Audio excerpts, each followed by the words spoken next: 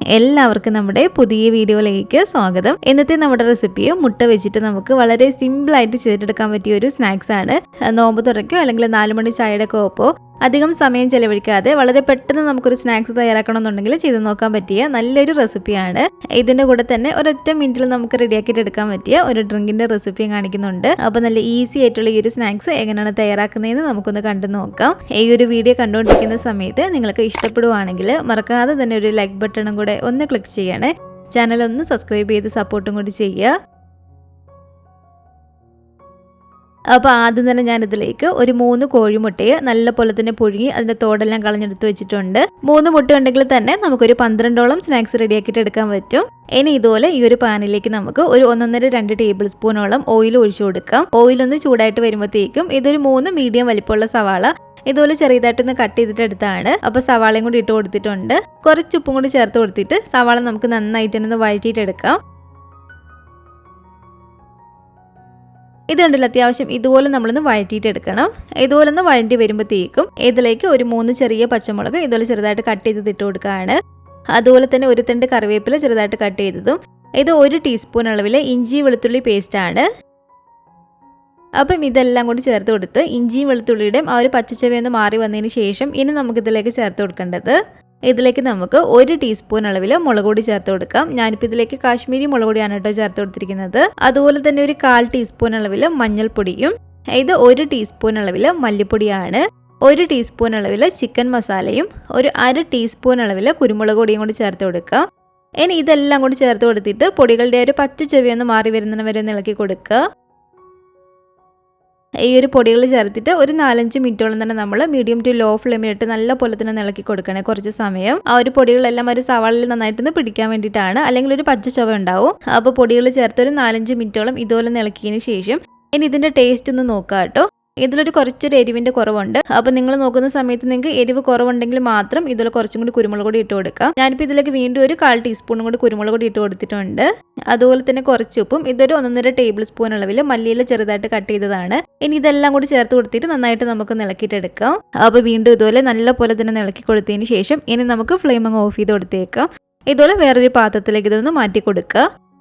ഇനി നമുക്കിതിലേക്ക് വേണ്ടത് ഇതുപോലെ ബ്രെഡാണ്. നമ്മളിത് ബ്രെഡ് വെച്ചിട്ടാണ് ഇവിടെ ചെയ്യുന്നത്. നമ്മൾ ഇതുപോലെ സ്നാക്സ് തയ്യാറാക്കാൻ വേണ്ടിയിട്ട് ബ്രെഡ് എടുക്കുമ്പോൾ നല്ല സോഫ്റ്റ് ആയിട്ടുള്ള ബ്രെഡ് മാത്രമേ എടുക്കാവുള്ളൂ കേട്ടോ.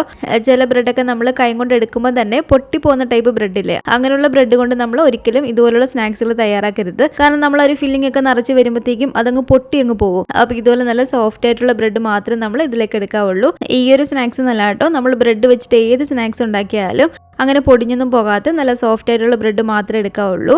ഇനി ഇതുപോലൊരു പാത്രത്തിലേക്ക് ഒരു 2 കോഴിമുട്ട നമുക്ക് ഇതുപോലെ പൊട്ടിച്ചുറ്റി കൊടുക്കാം. ഈ ഒരു മുട്ടയിലേക്ക് ആവശ്യത്തിനുള്ള ഉപ്പും ഒരു 1/2 ടീസ്പൂൺ അളവിൽ കുരുമുളക് പൊടി നമുക്ക് ചേർത്ത് കൊടുക്കാം. ഇത് 1 ടീസ്പൂൺ അളവിൽ ചില്ലി ഫ്ലേക്സ്, നമ്മുടെ വറ്റൽമുളക് ചെറുതായിട്ട് പൊടിച്ചതാണ്, അതും കൂടി ഇട്ട് കൊടുത്തിട്ടുണ്ട്. ഒരു 1/2 ടീസ്പൂൺ അളവിൽ ചിക്കൻ മസാലയും അതുപോലെ തന്നെ കുറച്ച് മല്ലിയിലയും കൂടി ചേർത്ത് കൊടുത്തിട്ട് നല്ലപോലെ തന്നെ ഇതൊന്ന് ബീറ്റ് ചെയ്തിട്ട് എടുക്കുക. ഇനി നമ്മൾ പുഴുങ്ങിയെടുത്തിരിക്കുന്ന ഓരോ മുട്ട എടുത്തിട്ട് ഇതുപോലെ 4 ആയിട്ടൊന്ന് കട്ട് ചെയ്തിട്ട് എടുക്കണം. ഇനി നമ്മൾ എടുത്തിരിക്കുന്ന ഓരോ ബ്രെഡും എടുത്തിട്ട് മുരിഞ്ഞിട്ടുള്ള ഒരു 4 വശമില്ലേ, അത് നമുക്ക് ഇതുപോലെ ചെറുതായിട്ടൊന്ന് കട്ട് ചെയ്ത് മാറ്റാം. അപ്പോൾ ഒരു 4 സൈഡ് ഞാൻ ഇതുപോലെ ചെറുതായിട്ട് കട്ട് ചെയ്ത് മാറ്റിയിട്ടുണ്ട്. ഇനി ഇതുപോലൊരു പാത്രത്തിൽ കുറച്ച് നമ്മൾ വെള്ളം എടുക്കുക കേട്ടോ. നമ്മൾ ഇതുപോലെ വെള്ളം എടുക്കുമ്പം ആ ഒരു വെള്ളത്തിലേക്ക് ഒരു പിഞ്ച് മാത്രം ഉപ്പും കൂടി ഇട്ടൊന്ന് ഇളക്കുകയാണെങ്കിൽ നല്ലതായിരിക്കും. ഇനി ഈ ഒരു വെള്ളത്തിലേക്ക് നമ്മൾ എടുത്തു വെച്ചിരിക്കുന്ന ഈ ഒരു ബ്രെഡ് പെട്ടെന്ന് തന്നെ ഇതിലൊന്ന് മുക്കിയിട്ടെടുക്കുക. വളരെ പെട്ടെന്ന് തന്നെ ഇതുപോലെ നമ്മളൊന്ന് മുക്കിയിട്ടെടുക്കണേ. എന്നിട്ട് കൈ വെച്ചിട്ട് നമ്മൾ ഇതുപോലെ നന്നായിട്ടൊന്ന് പിഴിഞ്ഞു കൊടുക്കുക ഒരു വെള്ളം. ഇത് കണ്ടില്ല, നമ്മൾ ഇതുപോലെ വെള്ളത്തിൽ മുക്കി നന്നായിട്ടൊന്ന് പിഴിഞ്ഞെടുത്തതിന് ശേഷം ഈ ഒരു ബ്രെഡ് അതുപോലെ തന്നെ ഉണ്ട്, പൊട്ടിയൊന്നും പോയിട്ടില്ല. അപ്പോൾ അതാണ് കേട്ടോ ഞാൻ നേരത്തെ പറഞ്ഞത്, നമ്മൾ ബ്രെഡ് എടുക്കുമ്പോൾ അങ്ങനെ പൊട്ടിയൊന്നും പോകാതെ നല്ല സോഫ്റ്റ് ആയിട്ടുള്ള ബ്രെഡ് തന്നെ എടുക്കുക.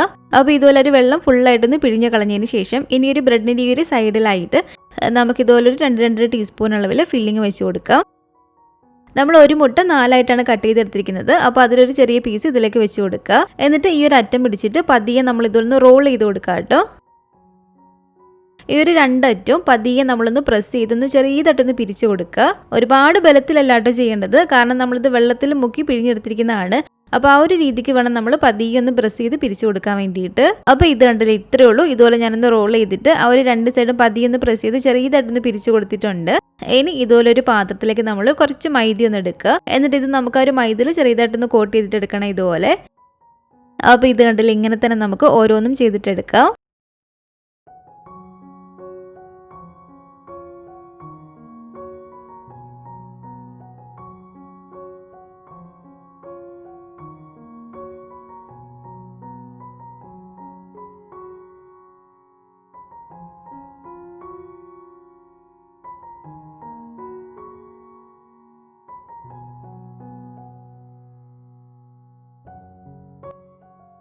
ഇനി നമുക്കിതിലേക്ക് വേണ്ടത് ലാസ്റ്റത്തെ ഒരു കോട്ടിങ്ങിന് വേണ്ടിയിട്ട് ഇതുപോലെ നിങ്ങൾക്ക് ബ്രെഡ് ക്രംസ് വേണമെങ്കിൽ ബ്രെഡ് ക്രംസ് എടുക്കാവുന്നതാണ്. ഞാനിപ്പോൾ ഇവിടെ കുറച്ച് കോൺഫ്ലെക്സ് എടുത്തിട്ട് കൈ കൊണ്ട് നല്ലപോലെ തന്നെ പൊടിച്ചിട്ടെടുക്കുകയാണ് കേട്ടോ ചെയ്യുന്നത്.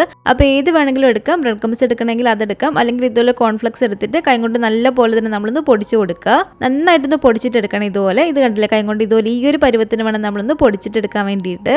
ഇതുപോലെ കോൺഫ്ലെക്സ് നമ്മൾ പൊടിച്ചിട്ടെടുക്കുകയാണെങ്കിൽ പുറമേ കുറച്ചും കൂടി നല്ല ക്രിസ്പി ആയിട്ടായിരിക്കും ഇരിക്കുന്നത്. അപ്പോൾ കഴിക്കാൻ കുറച്ചും കൂടി നല്ലൊരു ടേസ്റ്റ് ആയിരിക്കും. ഇനി നമ്മൾ റെഡിയാക്കി വെച്ചിരിക്കുന്ന ഇത് ഓരോന്നും എടുത്തിട്ട് ആദ്യം ഒരു മുട്ടയുടെ മിക്സിൽ നല്ലപോലെ തന്നെ മുക്കിയിട്ടെടുക്കുക. അതിനുശേഷം നമ്മൾ പൊടിച്ചെടുത്ത് വെച്ചിരിക്കുന്ന ഈ ഒരു കോൺഫ്ലെക്സിലേക്ക് ഇട്ട് കൊടുത്തിട്ട് നല്ലപോലെ തന്നെ ഒന്ന് കോട്ട് ചെയ്തിട്ട് എടുക്കാം.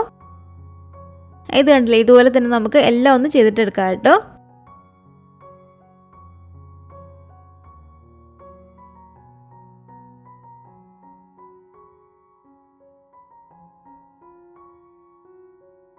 ഇത് നമ്മൾ സാധാരണ ചെയ്യുന്ന പോലെ ബ്രെഡ് ക്രംസിൽ കോട്ട് ചെയ്ത് അതും കൂടെ ഒന്ന് പൊരിച്ച് കാണിച്ചു തരാം.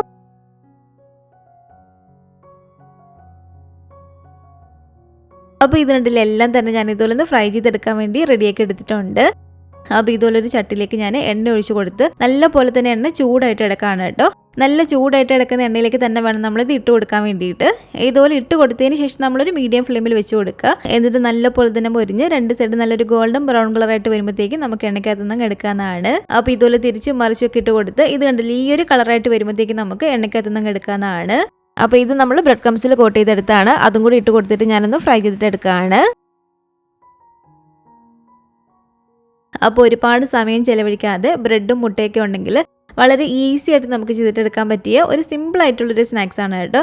ഫില്ലിംഗ് ഒക്കെ ആണെങ്കിലും വളരെ ഈസി ആയിട്ടുള്ള നമ്മളൊരു എഗ് പപ്സ് ഒക്കെ കഴിക്കുന്ന പോലത്തെ ഒരു ഫില്ലിംഗ് ആണ്. ഈ ഒരു മുട്ടയുടെ ഫില്ലിങ്ങിന് പകരം നിങ്ങൾക്ക് ചിക്കൻ്റെയോ ബീഫിൻ്റെയോ ഒക്കെ ഫില്ലിംഗ് വെച്ചിട്ടും ചെയ്യാവുന്നതാണ് കേട്ടോ.